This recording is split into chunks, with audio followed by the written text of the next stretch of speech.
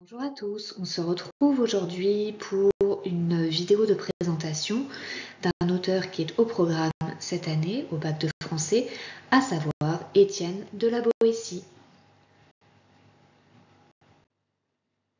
Alors, nous allons d'abord nous concentrer sur l'enfance de la Boétie, sur sa jeunesse, une enfance qui est un peu caractérisée comme brillante, tout comme la formation qu'il a pu suivre. Alors, Étienne de la Boétie est né en 1530 à Sarlat, dans le Périgord. Il est plutôt issu d'une famille bourgeoise, aisée et cultivée, composée essentiellement de magistrats. Cependant, son père va mourir de façon prématurée et c'est donc son oncle qui va prendre en charge son éducation. Et c'est lui qui va lui instiguer ce goût de la littérature, de la philosophie et de l'histoire antique. Cette éducation humaniste va se ressentir fortement dans le discours de la servitude volontaire que nous allons étudier ensemble cette année, puisque vous verrez qu'il y a souvent des références littéraires. Par exemple, il y a toute une digression sur les auteurs de la Pléiade, ce groupe de poètes, de 7 poètes de la Renaissance, qui vont promouvoir la langue française. Et on va aussi avoir quantité de références antiques dans le discours, aussi bien des exemples historiques que des exemples philosophiques. Il se nourrit également des humanistes de la Renaissance, par exemple les Italiens Lorenzo Valla ou Ange Policien.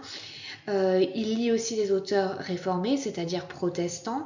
On reviendra là-dessus, mais on est à une époque en effet de conflits, de guerre de religion, donc des auteurs comme François Hautemann, Jean Calvin ou encore Théodore de Bèze.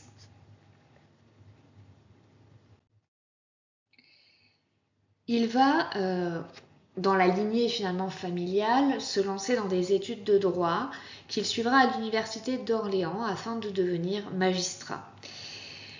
Il va très tôt avoir aussi un goût pour l'écriture et pour l'écriture littéraire, puisqu'il va écrire des vers pétrarchistes. Alors Pétrarque était un auteur italien, connu pour son ouvrage Il Canzoniere, qui a justement popularisé et inventé la forme du sonnet.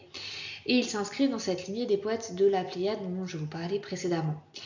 Il va aussi écrire des vers en latin, regroupés sous l'intitulé Poemata, des poèmes qu'il va écrire entre 1554 et 1563. Ce sont des vers qui sont d'inspiration stoïcienne, donc les stoïciens sont des philosophes de l'Antiquité, comme Sénèque, qui en fait préconisent une forme de vertu, de sagesse. Voilà, c'est de là que vient aussi l'expression être stoïque. D'accord. Donc, il y a une forme de tempérance, de tempérament égal en toutes circonstances. Il va également rédiger 29 sonnets amoureux en français et il écrit le discours de la servitude volontaire. Alors, on ne sait pas exactement la date de rédaction précise, il y a un flou sur la jeunesse de l'œuvre. Donc, on estime qu'il l'a écrit à l'âge de 16 ou 18 ans. Outre cette appétence pour la littérature et pour l'écriture, il s'avère que sa carrière politique va être aussi très précoce, puisqu'avant même d'avoir l'âge légal, la Boétie va recevoir d'Henri II la charge de conseiller à la cour. Et il fera son entrée au Parlement de Bordeaux en 1544. La fonction qui lui est dévolue, c'est de veiller à l'application de la justice et à l'exécution des ordonnances royales en province. Donc il est, si vous voulez, en quelque sorte, l'intermédiaire du roi dans cette région bordelaise, avec les autres membres du Parlement, bien entendu. La Boétie est aussi donc quelqu'un qui se caractérise par une forme de tempérance. En effet, comme je vous l'ai dit déjà précédemment, c'est une époque marquée par de violents affrontements entre les catholiques et les protestants, notamment en 1560, il y a vraiment de gros heurts, de gros conflits. Et la Boétie est alors envoyée en mission auprès du Conseil royal. Il va alors faire la rencontre de Michel de l'Hospital, qui est un chancelier de France et un chancelier humaniste, qui promeut, qui va défendre une politique d'apaisement avec les protestants. Alors protestants que vous pouvez retrouver désignés sous différents termes dans les textes de l'époque, ça peut être les réformés, puisque les protestants se réclament de la réforme de Luther, qui préconise de revenir au texte originel et non pas aux traductions de la Bible, qui prend ses distances vis-à-vis du pape, qui critique le système des indulgences, etc.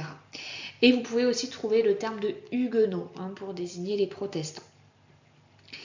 Par conséquent, la Boétie, inspirée par Michel de l'Hospital et lui-même habité par cette forme de tempérance un petit peu innée, si vous voulez, tente de convaincre le Parlement de Bordeaux d'appliquer cette politique de tolérance religieuse qui était notamment voulue aussi par le roi Charles IX. Ainsi, en 1562, il va rédiger un texte, un mémoire sur l'édit de janvier 1562. Alors, l'édit de janvier 1562 préconisait justement une forme de tolérance, en tout cas refusait toute forme de violence dans un camp comme dans l'autre.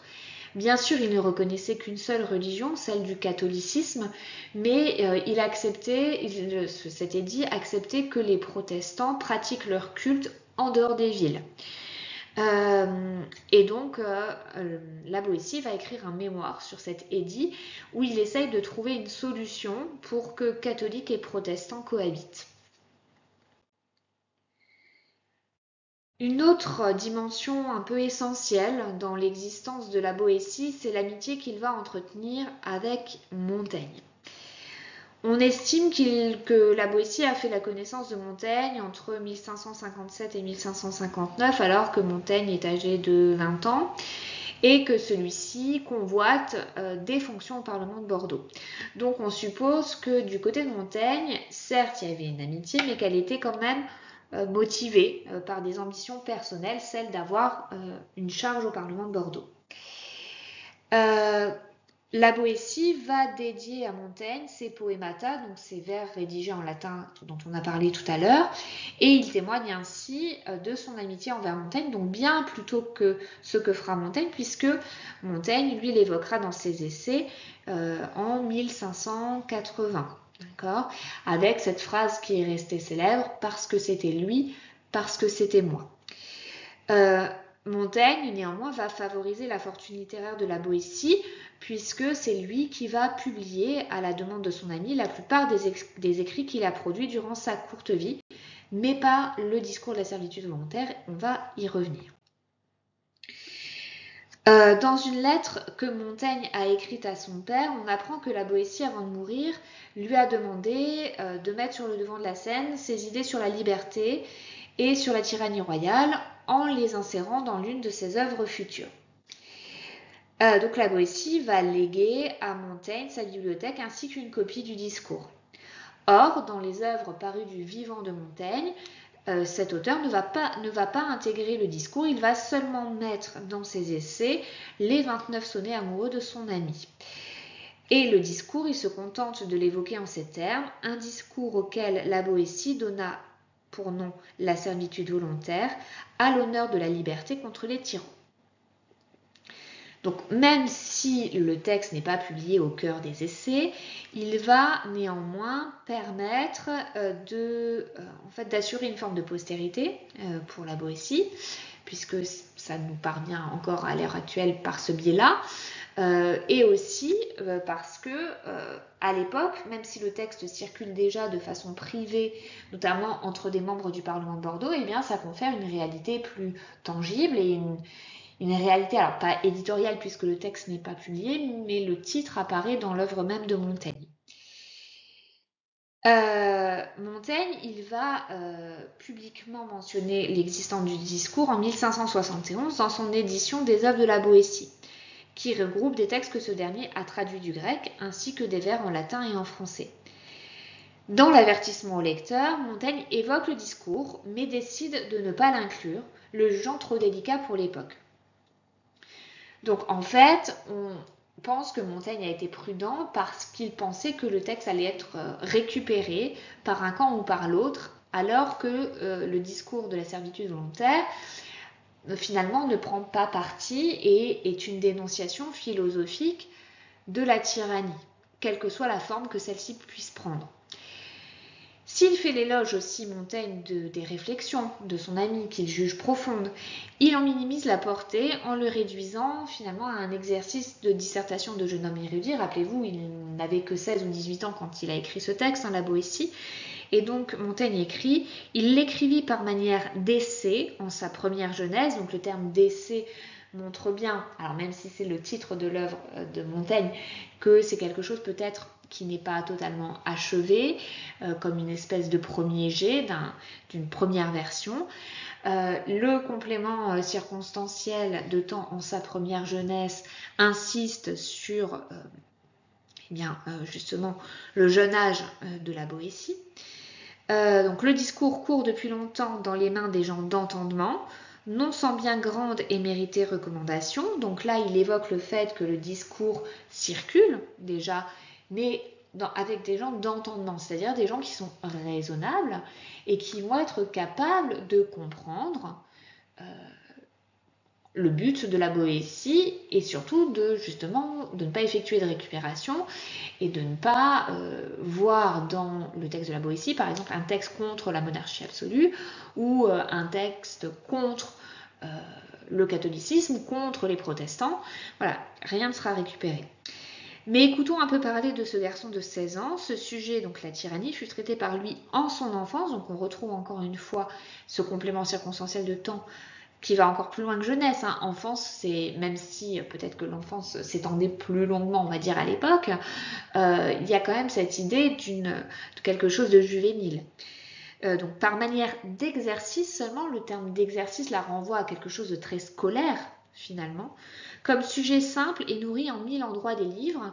Donc comme si on lui avait donné pour sujet, voilà, en gros, que pensez-vous de la tyrannie ou écrivez un blâme de la tyrannie, et on voit que la Boétie aussi a voulu peut-être étaler son érudition, montrer toutes ses connaissances littéraires, philosophiques, historiques, puisque Montaigne nous dit bien nourri en 1000 endroits de livres.